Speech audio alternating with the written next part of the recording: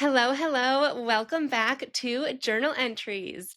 Before we officially get started, I just have to say that my dad is right outside mowing the lawn. So if you hear a lawnmower or buzzing in the background, however it might come through, that's what it is. I apologize, but we are going to deal with it because it's summertime and I'm not complaining because I live in Western New York and this summer it is not summering here, so I'm accepting this sunny day in the long grass. All right, so today we are getting into a question that I've been getting asked a lot recently, and I've been getting asked this by my closest friends and even my business coach, and I think it's because they're the closest to me and they feel the most comfortable asking this. They ask me, Sam, what do you actually do?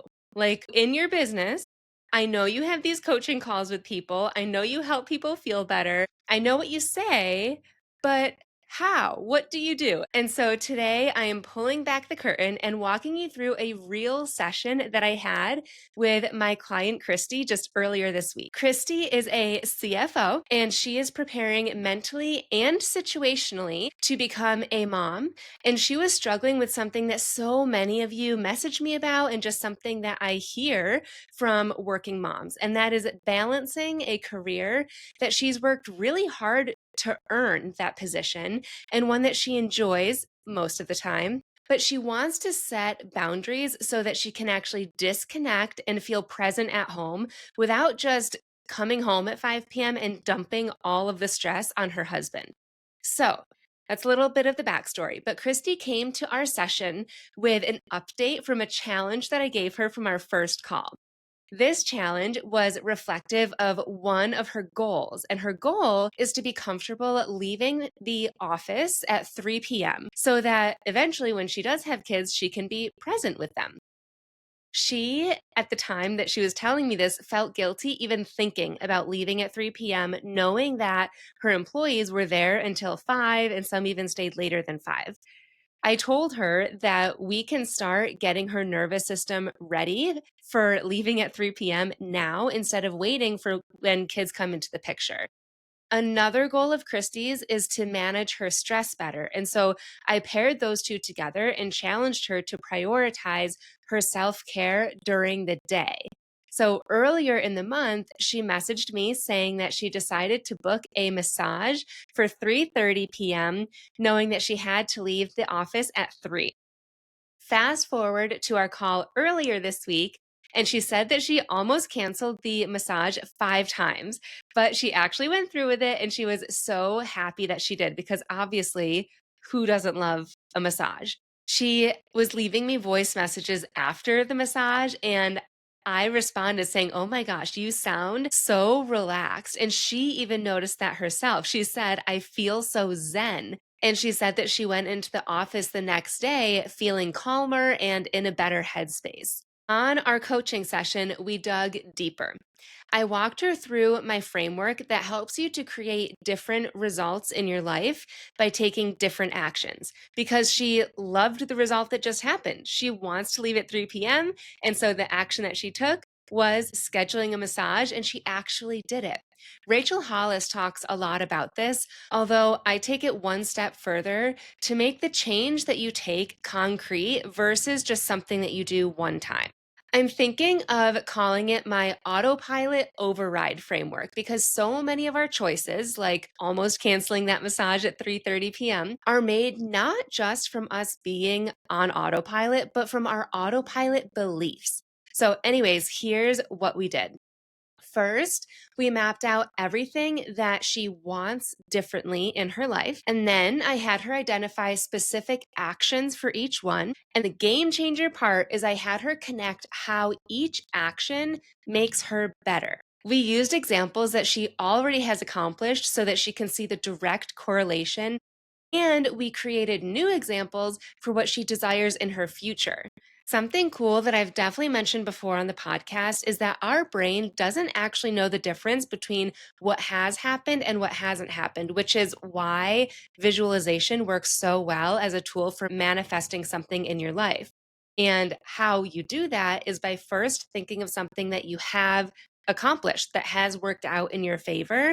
immediately followed by something that you want to have happen. So we paired that tool with this framework. Some examples of things that Christy wants differently in her life are better communication with her team at work, uninterrupted work time where she's not being interrupted putting out fires throughout the day, regular time off scheduled in advance, and more confidence in her leadership role. And then she identified actions for each one. First, she actually recalled how earlier in the week she forced herself to have a difficult conversation with a coworker instead of her default of avoiding the conversation altogether, which is one of her top sabotage patterns, by the way, that we worked through on our second call together.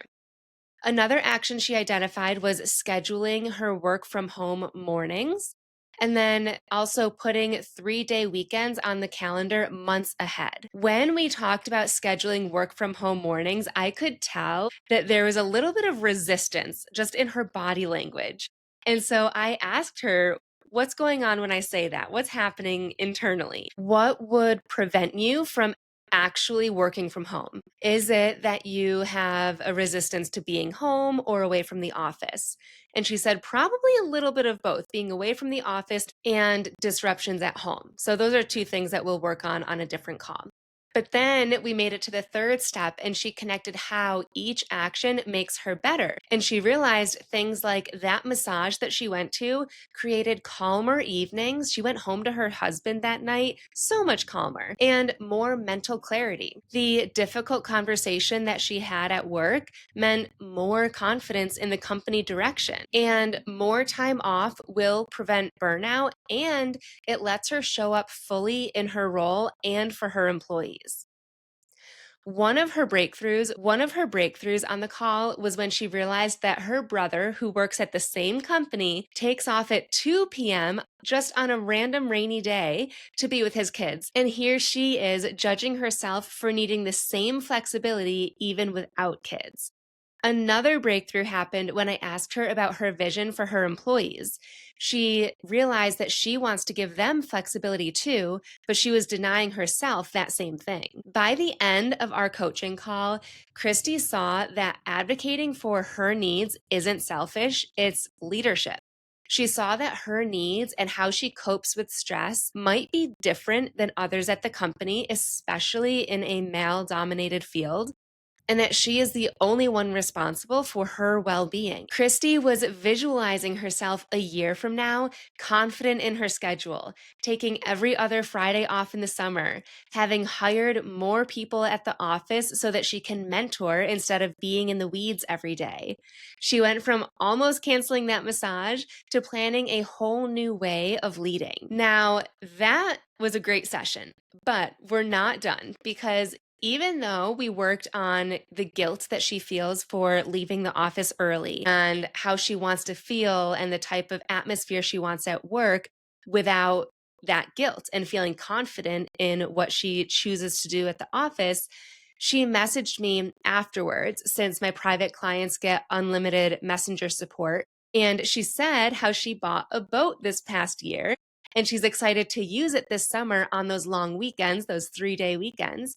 But she feels like she has had to hide her excitement about it and not celebrate the fact that she and her husband bought this boat, because she feels like it's bragging or that others will perceive that she's better than them, even though she doesn't feel that way at all.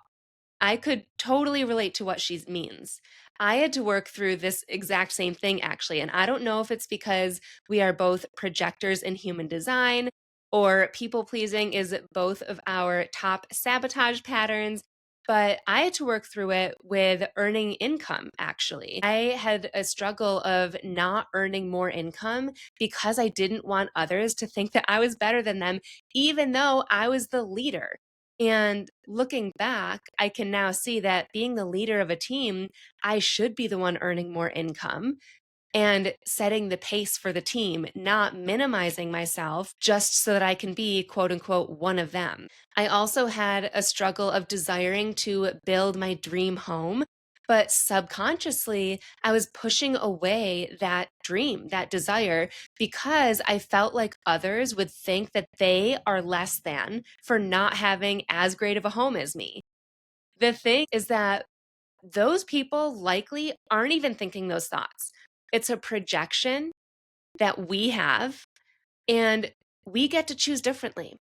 And if they are thinking those thoughts, you get to detach from their judgment and expectations. This is the type of work that I do. I love it. If you're not watching the video of this, I am smiling from ear to ear because it is so powerful. I don't just tell you to practice self care, I help you see why it makes you better, what specific actions to take, and how to get rock solid confident in what you need. And that's just the self care portion. We also go into self sabotage and how it's keeping you stuck. We go into what's holding you back and how it's linked to the judgments and expectations that you feel for yourself and from others. We link all of those things to how it's impacting you at work and how it's impacting you at home. And that's just the surface because everyone that I work with, especially in a one-on-one capacity, has very different goals and different things that come up. And when it comes down to it, the goal isn't just about feeling better.